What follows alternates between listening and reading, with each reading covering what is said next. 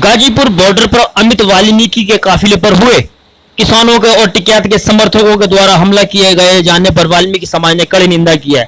इस मुद्दे को लेकर आज अमित वाल्मीकि से सैकड़ों वाल्मीकि परिवार के लोग मिले। उत्तर प्रदेश भाजपा में मंत्री बने अमित वाल्मीकि जी हमारे साथ हैं। उन पर कल परसों जो गाजीपुर बॉर्डर पर हमला हुआ है, जानते हैं क्या था पूरा मामला। इस वक्त मौजूदा हमारे साथ अमित वाल्मीकि जी। सर, क्या प्रकरण था, पूरा क्या मामला था, आप पर हमला, जानलेवा हमला हुआ है, क्या था सर? भारतीय जनता पार्टी ने अभी मेरी नई नियुक्ति की है प्रदेश मंत्री भारतीय जनता पार्टी के नाते से, क्योंकि मैं लंबे समय से पश्चिमी उत्तर प्रदेश भारतीय जनता पार्टी की जो क्षेत्रीय कमेटी है उसमें मंत्री के पद पर लंबे समय से काम करता आया हूं। तो यहाँ लगभग सभी जिलों में मेरा कार्यकर्ताओं से परिचय रहा है। तो इस नाते से सभी कार्यकर्ताओं ने मिलकर के एक स्वागत के कार्यक्रम की योजना बनाई और वो रूट मैप लगभग 2-3 दिन से सोशल मीडिया पर वायरल भी था। और उसकी जो शुरुआत का कार्यक्रम था वो ये यूपी गेट स्थान है, वहाँ से तय किया था कार्यकर्ताओं के माध्यम से, क्योंकि यूपी गेट पर लगभग सभी जिलों में कोई ना कोई एक ऐसा स्पॉट तय रहता है जहाँ पर कोई भी कार्यक्रम इस प्रकार का करना है, बड़े नेता को रिसीव करना है, लगभग सभी जिलों में तय है। और यहाँ तक कि जिलों में ये भी तय है कि कहाँ पे धरने प्रदर्शन होते हैं। ये लंबे समय से परंपरा चली आ रही, लगभग 10-12-15 साल से। तो मैं ही अपने जो बड़े नेता हैं उनको रिसीव करने के लिए यूपी गेट आता रहा हूँ।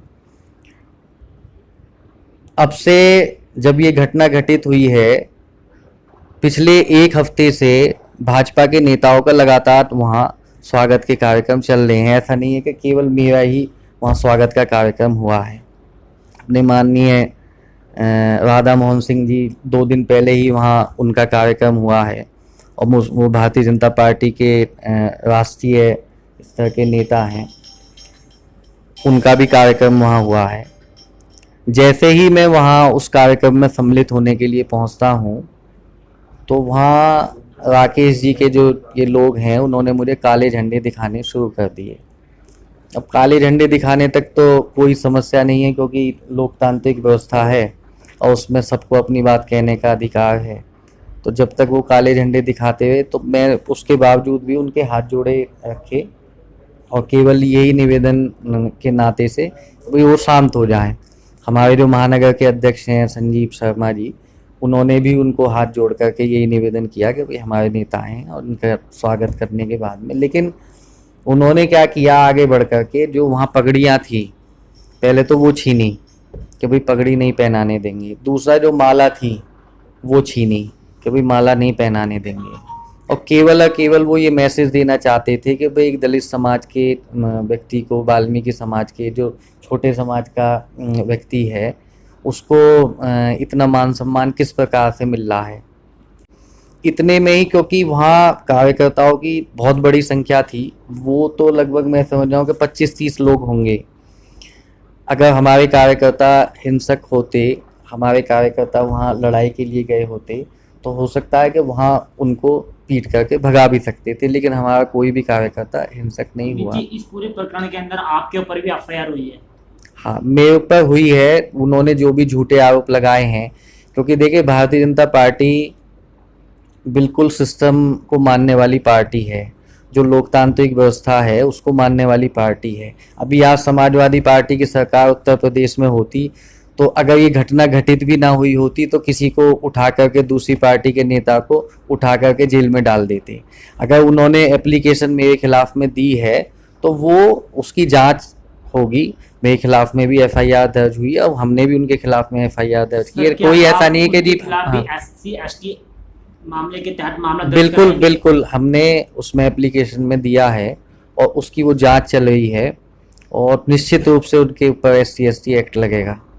आप अपनी जो सरकार है, योगी सरकार, उनसे कुछ कहना चाहेंगे कि इन आंदोलनकारी जीवी जो है इनके खिलाफ कार्रवाई की जाए? देखिए, भारतीय जनता पार्टी की सरकार तो हमेशा से यही निवेदन करती रही है कि भाई इस प्रकार के जो आंदोलन हैं वो नहीं होने चाहिए, जो जनता को परेशानी दें। अभी जब शाहीन बाग में ये लोग बैठे रहे तो वो पूरा जो एरिया था वो ब्लॉक हो गया लोगों को 2-2 3-3 4-4 घंटे जाम का सामना करना पड़ता था। एक मतलब दिल्ली का एक हिस्सा बिल्कुल ब्लॉक हो गया। वो स्थिति आज अपने एनएच की है। लेकिन क्योंकि ये किसानों को और अन्य जो बेचारे भोले भाले लोग हैं उनको अपनी बातों में भ्रमित कर लेते हैं, लेकिन अब उनकी पोल खुल चुकी है। ये जो प्रकरण मेरे साथ में हुआ है वो किसान भी मेरे साथ में हैं, किसान भी जो किसान नेता हैं बाकी वो सब लोग ये कह रहे हैं कि भाई ये इन्होंने गलत किया है। दूसरा, कल जो जांच में पाया गया है कि ये जानकारी मुझे मिली है कि ये जो योजना थी वो 29 तारीख को ही इन्होंने बना ली थी। ये प्री प्लान्ड था। उसमें कुछ नेता बैठे हैं वहीं गाजीपुर पर, उसकी भी सूचना हम लोगों तक मिल गई है कि वहाँ कौन कौन नेता वहाँ आए थे। उन्होंने वो प्रॉपर प्लानिंग वहाँ बनाई है इस हमले की, और न इतने हथियार ये वो एकदम से संभव नहीं है। दूसरा, वो जो झंडे थे वो दूर से देखने में तो लग रहा था कि ये डंडे होंगे, लेकिन वो असलियत में लोहे की रॉड थी, और बाकी तलवार फरसे जो भी उनके हाथ में लगा। और मैं बिल्कुल 101% श्योर हूँ कि उनका हमला करने का जो तरीका था वो मुझे जान से खत्म करना चाहते थे। सैकड़ों गाड़ियां तोड़ी गई हैं, कहीं ना कहीं आपको अंदेशा था कुछ ऐसा हो सकता है आपके? नहीं, बिल्कुल नहीं, किसी को अंदेशा नहीं था। आप ये अगर अंदेशा होता तो मैं रूट भी बदल देता अगर इस प्रकार का कोई अंदेशा होता, क्योंकि नेता वहां से निकलते ही बिल्कुल गुंडागर्दी हो गई कि किसी के डर की वजह से हम रास्ते वैसे तो वो बसें भी तोड़ने लगेंगे, आम जनता का जो रास्ता है उसको ब्लॉक कर देंगे। सर, ये कहीं ना कहीं एक किसान और दलित विरोधी मानसिकता बिल्कुल 100%। देखिए, कांग्रेस पार्टी के प्रत्याशी रहे हैं, कांग्रेस पार्टी से ये लोकसभा का चुनाव लड़े हैं, और दलाली की ये पॉलिटिक्स करते हैं, शुगर मिल को धमकाना और दूसरे प्रकार के इनके धंधे हैं। वरना बाकी सब लोग जो यूनियंस चल रही हैं किसानों की, वो क्यों इनकी प्रॉपर्टी की जांच कराने की मांग करते हैं? तो कांग्रेस ने जो झूठ बोलने का इंस्टीट्यूट बनाया हुआ है, उस इंस्टीट्यूट से ये पीएचडी की डिग्री लिए हुए हैं, तो ये कुछ भी बोल सकते हैं। सर, ये आपका मामला काफ़ी हाईलाइट हो रहा है। अब भी सोशल मीडिया पर भी एक मांग चल रही है कि अमित वाल्मीकि के ऊपर जो हमला हुआ है, दलित समाज से, वाल्मीकि समाज से माफ़ी मांगे टिकैत। हाँ, बिल्कुल उनको माफ़ी, क्योंकि ये केवल मेरा अपमान नहीं है, ये पूरे दलित समाज का, वाल्मीकि समाज का अपमान है। उन्हें माफ़ी मांगनी चाहिए, और वो निश्चित रूप से उनके खिलाफ में जो भी विरोध प्रदर्शन ये हो रहे हैं उस तक के दबाव में आकर के वो माफ़ी मांगनी पड़ेगी उनको। दिल्ली एनसीआर सहित उत्तर प्रदेश के अंदर भी आपके समर्थन में प्रदर्शन हो रहे हैं, टिकैत के पोस्टर जलाए जा रहे हैं सर।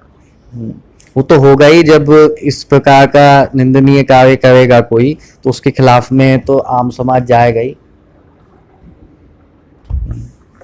तो ये थे अमित वाल्मीकि जी, जिन्होंने बेबाक तरीके से अपनी बात रखी, और इनका साफ साफ कहना है कि जब तक राकेश टिकैत माफी नहीं मांगते हैं, वाल्मीकि समाज आंदोलन करता रहेगा। मैं दीपक कुमार, वीरेकला न्यूज।